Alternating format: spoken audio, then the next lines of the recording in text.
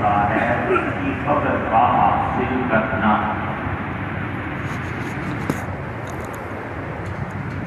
اس لیے اللہ تعالیٰ ارشاد فرماتے ہیں کہ علم آدم الاسماء،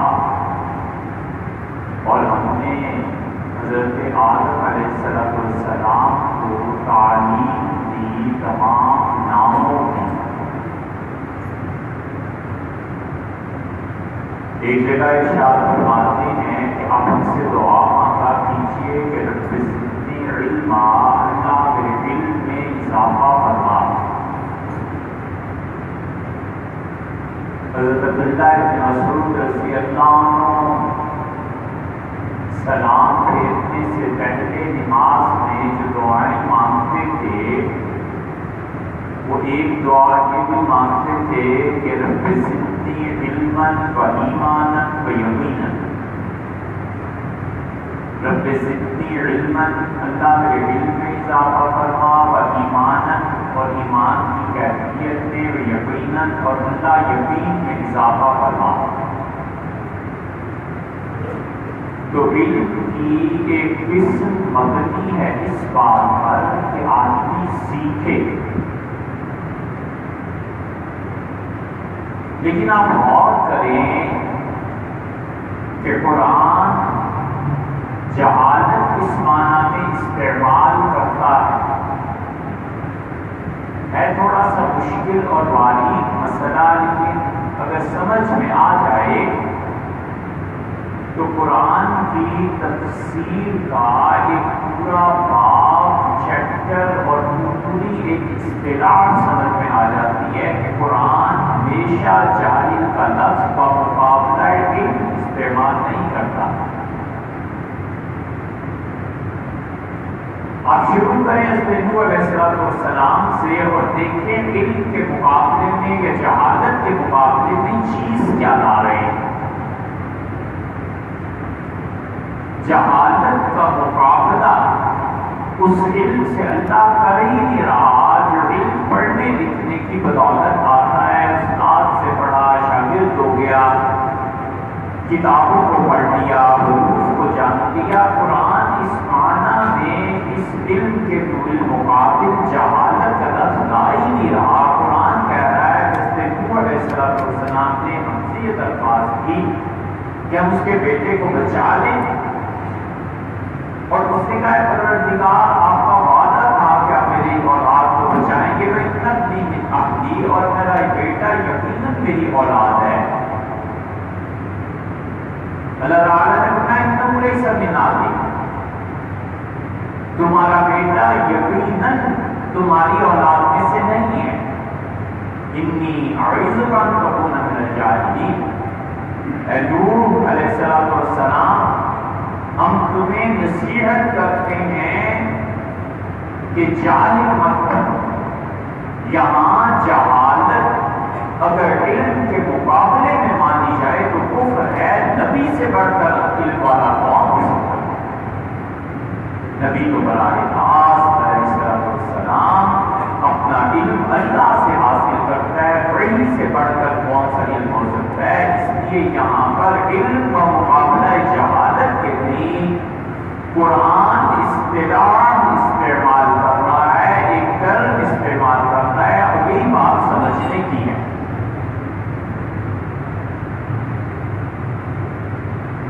دوسری جگہ اللہ تعالیٰ فرماتے ہیں جیسے یوسف علیہ السلام ان کا اور کچھ خواتین کا معاملہ تھا، اور انہوں نے کہا کہ میرے پروردگار اسکو الیہم، میں اگر ان عورتوں کی طرف مائل ہو گیا تو میرے رب میں تو جاہلوں میں سے ہو جاؤں گا۔ فَقُتِلَ الْجَاهِلِينَ، یہاں سوچا جائے تو ان کا اللہ سے پناہ مانگنا ایک برے فریب سے، اس کا علم سے کیا تعلق ہے کہ انہوں نے کہا اے رب میں جاہل ہو جاؤں گا۔ تو یہاں جہالت کس معنی میں ہے؟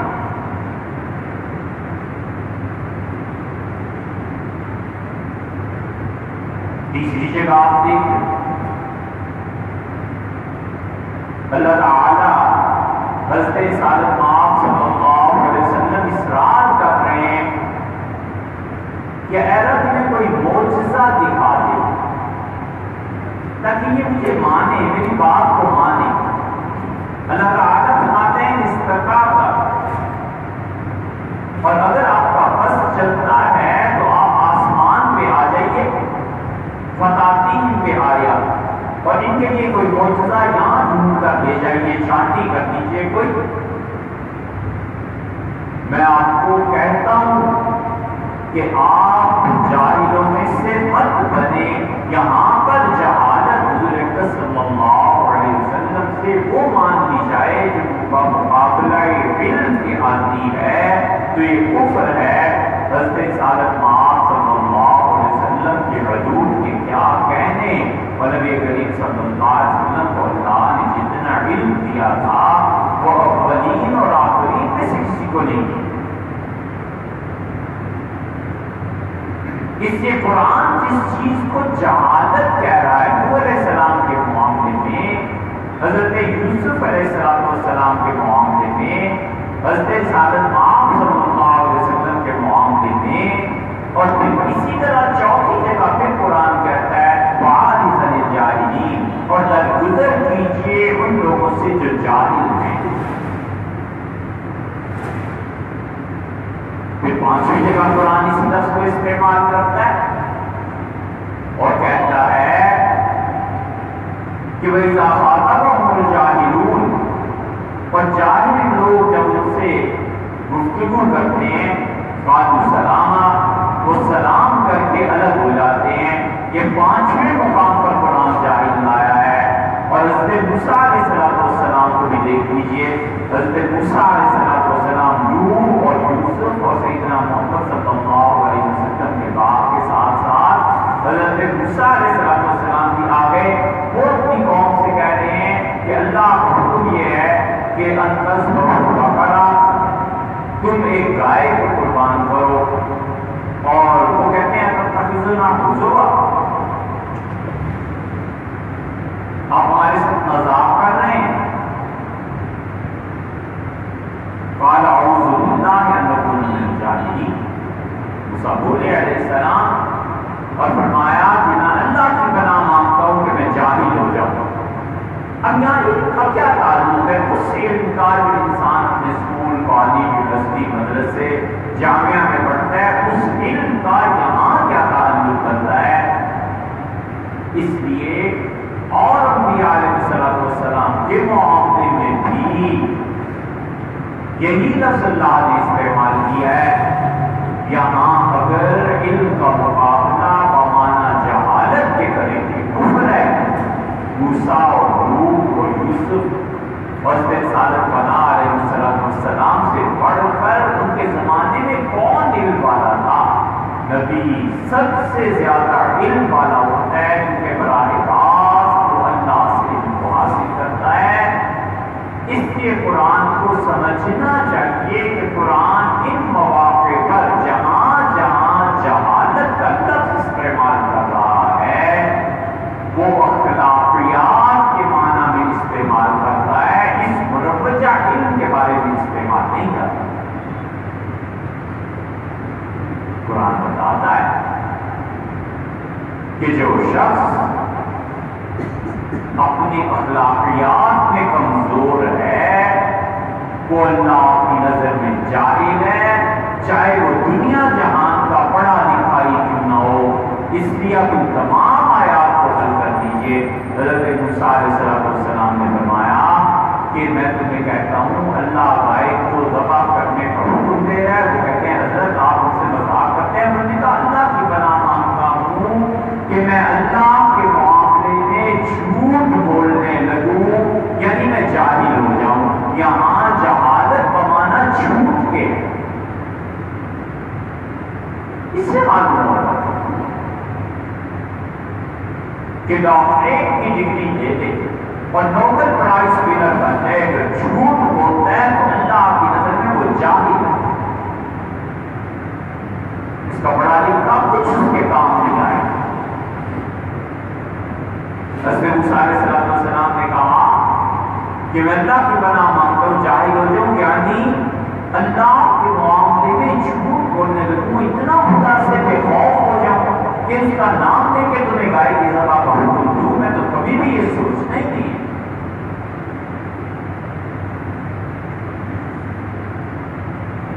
دوسری آیت میں دیکھیں، حضرت نوح علیہ السلام کہتے کو نصیحت کی ہے کہ نوح آپ اپنے بیٹے کو بچانے کے لیے درخواست دے رہے ہیں، اتنی عائزوں کا میں آپ کو نصیحت کرتا ہوں کہ خبردار جو ایسی دعا مانگی جس کا قبول کرنا ہمارے یہاں محال ہے، ہم فیصلہ کر چکے ہیں، طے کر چکے ہیں کہ ہمارے بیٹے کو ڈھونڈنا ہے، اور ہماری مرضی کے خلاف ایک بات کر رہے ہو، مانگ رہے ہو۔ میں تمہیں کہتا ہوں اتنا خبردار ایسی جو بات کی، اس سے معلوم ہوا کہ جو شخص وہ کام کرتا ہے جو اللہ تعالیٰ کی خوشی کے باعث نہیں ہوتے، قرآن اس کو جاہل کہہ رہا ہے۔ یہاں جاہل پڑھے لکھے کی بات نہیں ہے، چاہے وہ ان پڑھ ہی کیوں نہ ہو، لیکن اگر وہ ان پڑھ آدمی بھی جھوٹ بولتا ہے یا پڑھا لکھا جھوٹ بولتا ہے، ان پڑھ آدمی اللہ سے ایسی بات مانگتا ہے یا پڑھا لکھا بات مانگتا ہے جو اللہ کے یہاں ناممکن ہے، کہ یہ آدمی جاہلوں میں سے ہے۔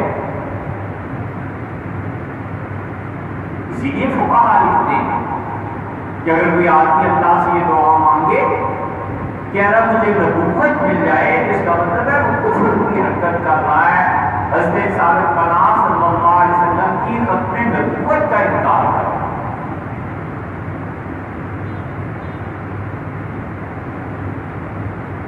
حضرت یوسف علیہ السلام کو دیکھیں، فلما سمعت بمکرہن، اللہ تعالیٰ فرماتے ہیں جب سنا اس نے، خاتون نے، زلیخا نے، کہ عورتیں شہر میں کیا چرچا ہو رہا ہے، میرے متعلق کیا آواز گونج رہی ہے، تو اس نے خواتین کو بلایا اور دعوت کی، اور جو بھی ہوا اس سے کہا لَمْ يَفْعَلْ مَا آمُرُ، اور اگر یہ حرکت نہیں کرے گا جو میں اس کو کہہ رہی ہوں تو میں اسے جیل میں بھجوا دوں گا۔ حضرت یوسف علیہ السلام کہتے ہیں رب السجن احب الیہ مما یدعوننی الیہ، اے پروردگار جیل زیادہ عزیز ہے بنسبت اس گناہ کے جس کی طرف یہ خواتین دعوت دے رہی ہیں، اور اللہ اگر آپ نے میری حفاظت نہ کی، اصبو الیہن، میں ان عورتوں کی طرف مائل ہو گیا تو اللہ میں جاہل ہو جاؤں گا۔ یہاں جہالت ضبط نفس کے متعلق ہے کہ اپنی خواہشات کو کنٹرول کرے۔ جو آدمی اپنی خواہشات کو کنٹرول نہیں کرتا، چاہے وہ کتنا ہی پڑھا لکھا کیوں نہ ہو، اللہ کی نظر میں وہ جاہل۔ حضرت یوسف علیہ السلام اس جہاز پہ اللہ کی پناہ مانگنے کہ اللہ اگر میں ادھر چلا گیا تو معاذ اللہ، استغفر اللہ، نبوت کے باوجود جہالت ہو جائے گی۔ یہ فعل ایسا ہے، اس لیے وہ جتنا بھی ڈگری یافتہ ہو، جتنا بھی سند یافتہ ہو، پڑھا لکھا ہو، اگر وہ کسی ایسی حرکت کی طرف جائے گا تو جتنا جائے گا اتنا ہی اللہ کے یہاں جاہل قرار دیا جائے گا۔ اسی لیے خدا علماء کے متعلق یہ نہیں کہتا کہ وہ پڑھے لکھے ہوتے ہیں، فیصل ایوارڈ اور نوبل پرائز انہیں ملا ہوا ہوتا ہے۔ خدا کہتا ہے انما یخشی اللہ من عبادہ العلماء، اور یقیناً جو علم والے ہیں وہ مجھ سے ڈرتے ہیں۔ تو معلوم ہوا کہ جو شخص اللہ خوف رکھتا ہے، اللہ کے سامنے جواب دینے کا احساس رکھتا ہے، یہ شخص اہل علم میں شامل کیا جائے گا، چاہے اسے فاتحہ کسی طرح نفعات کرنی آتی ہو، لیکن اللہ کا خوف ایسی چیز ہے جو اسے علماء میں شامل کرے۔ اس لیے جو لوگ یہ سمجھتے ہیں کہ درس نظامی سے فارغ ہو گئے اور مفتی ہو گئے اور عالم دین ہو گئے، اگر خدا کا مال میں گڑبڑ ہے، چندے کا مال کو رد کر لینا ہے، لوگوں کے پیسے کو برباد کر دینا ہے، تو یہ پتلے درجے کا جاہل آدمی ہے اللہ کی نظر میں۔ اگر خدا کا خوف ہوتا تو اس پیسے کو وہی استعمال کرتا جہاں کے لیے اللہ نے اس کے پاس بھیجا۔ اسی لیے حضور صلی اللہ علیہ وسلم نے فرمایا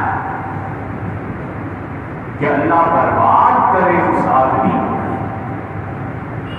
جو لوگوں سے پیسہ لے اور اس سے اس جگہ پہ خرچ نہ کرے جو حق پر پیسے ہی ہماری بھی روایت آئی ہے۔ ارشاد فرمایا خدا برباد کرے اس آدمی۔ حضور صلی اللہ علیہ وسلم کی بربادی کی دعا کے بعد اگر کوئی آدمی یہ سمجھتا ہے کہ زندگی میں کامیاب ہو جائے گا تو بڑی جھوٹ اور غلط فہمی میں وہ مبتلا ہے۔ اس لیے گورنمنٹ نے فیصلہ کیا جتنا پروجیکٹ پہ خرچ کرو، اور معلوم ہوا کہ وہ پیسہ لینے کے 1 مہینے کے اندر نئی گاڑی آ گئی، معلوم ہوا 1 مہینے کے اندر نئی کوٹھی بھی بن گئی، یہ بھی ہو گیا وہ بھی ہو گیا۔ سرکار کے مال کو غلط استعمال کرنا یہ قیامت میں کس کس سے خوف کرائے گا؟ سینکڑوں اور ہزاروں لوگوں سے جبرن ٹیکس گورنمنٹ نے وصول کر کے خزانہ بھرا، اور خزانے سے انہوں نے کہا کہ جناب والا یہ پل بنا دیں، جناب والا یہ ریل کی پٹری بچھا دیں، یہ روڈ بنا دیں، یہ کر دیں، یہ سوئی گیس کا پروجیکٹ ہے، یہ کام پروجیکٹ ہے، اور اس ظالم نے پیسہ لے کے اس میں سے اپنے لیے ایک نئی گاڑی سب سے پہلے خرید لی۔ یہ جو پیسہ اسے ملا تھا خرچ کرنے کے لیے پبلک کے مفاد میں اس نے ذات پہ استعمال کر دیا۔ کوئی حرج نہیں ہے، کوئی ایسی لمبی چوڑی بات نہیں ہے۔ حضور اکرم صلی اللہ علیہ وسلم کی بددعا اسے پہنچ کے رہے گی۔ فرمایا کہ اللہ اس کو برباد کرے جو مال کو لوگوں سے دے اور اس طرح استعمال نہ کرے جیسے لوگوں کا مال آیا۔ اس لیے جاہل وہ شخص نہیں ہوتا جو پڑھا لکھا نہیں، وہ صرف علم کے ایک اور معنی میں جاہل وہ ہوتا ہے جس انسان کی اخلاقیات اچھی ہوں۔ حضور اکرم صلی اللہ علیہ وسلم سے فرمایا اس آیت کو بھی حل کر لیجیے، اگر آپ چاہتے ہیں کہ ان کو کوئی معجزہ دکھا دے تو آپ آگے کیوں پھر آسمان پہ یہاں سے لے جائیے معجزہ۔ ہم آپ کو کہتے ہیں کہ آپ جاہلوں کے ساتھ مت چلیے، مطلب جیسے بے صبری ان میں ہے آپ کو صبر کرنا ہے۔ اس کا مطلب یہ ہوا کہ جو آدمی صبر نہیں کرتا قرآن اسے جاہل کرا دیتا ہے، ورنہ حضور اکرم صلی اللہ علیہ وسلم کا علم اولین اور آخرین علم کو اللہ نے جمع فرما دیا تھا۔ وہ تو علوم کے اس مقام پر فائز تھے کہ یہ ابن عربی ہیں، یہ فیلڈ ہی الگ ہے۔ ابن عربی نے ایک جگہ لکھا ہے رحمہ اللہ، انہوں نے لکھا ہے کہ مجھ پہ عبدیت کھولی گئی کہ بندگی کیا ہوتی ہے، اور مختلف مقامات مجھے بتائے گئے، اور جب بندگی کا مقام مجھے بتایا گیا تو میں نے ہاتھ جوڑ دیا اور درخواست کی کہ پروردگار جلدی سے اس دروازے کو بند کر دے، مجھے ہٹا اس جگہ سے، میں مر جاؤں گا۔ مجھ میں اتنا ضرف نہیں ہے کہ میں اس چیز کو دیکھ اور جان سکوں کہ عبدیت اتنا بلند مقام۔ سورج کو دیکھیں چندیا جاتی ہیں آنکھیں، ایسے ہی ہوا کرتا ہے کہ اللہ تعالیٰ جب کسی انسان کو حقیقی معرفت عطا کرتا ہے تو بسا اوقات اپنی ذات تک کا اطلاع اس کے لیے دشوار ہو جاتا ہے۔ اللہ نے اقبال اسی لیے کہا کہ اقبال کیا ہے؟ واللہ خود آباد نہیں ہے، خدا کی قسم ہے مجھے خود نہیں پتا کہ میں کیا چیز ہوں۔ اس لیے کہ جو علوم کا نزول ہوتا تھا ان پہ اسے سہ جانا، برداشت کر دینا، یہ کوئی آسان بات ہو رہی تھی۔ قرآن کے اندر نکلنا نہیں کہتا اسے پہاڑ پر نازل کرتے تو ذرہ ذرہ ریزہ ریزہ ہو جاتا۔ حضرت رسالت کا ناز صلی اللہ علیہ وسلم کا دل تھا جس دل سے قبول فرما لیا۔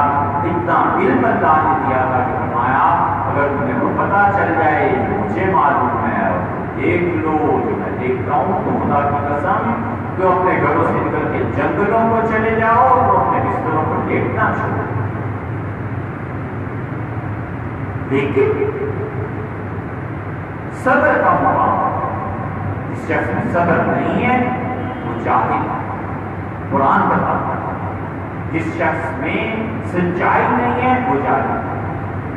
اور یاد رکھنا چاہیے قیامت میں صرف ایک سکہ چلے گا، اللہ کی پوری بادشاہی میں صرف ایک سکے پہ لین دین ہوگا، صرف ایک سکے سے کاروبار ہوگا۔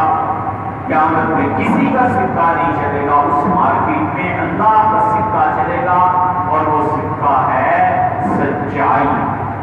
جو شخص جتنا سچا ہوگا اس جہان میں اتنا ہی مالدار ہوگا، اور جو شخص جتنا جھوٹا ہوگا اتنے جھوٹے سکے لے کے قیامت میں اللہ کے پاس پہنچے گا۔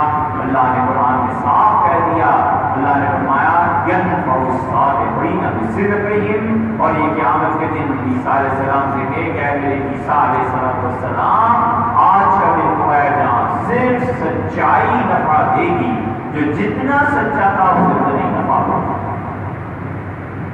صرف ایک ہی سکہ چلتا ہے، اس لیے جھوٹ بولنا یہ جہالت ہے۔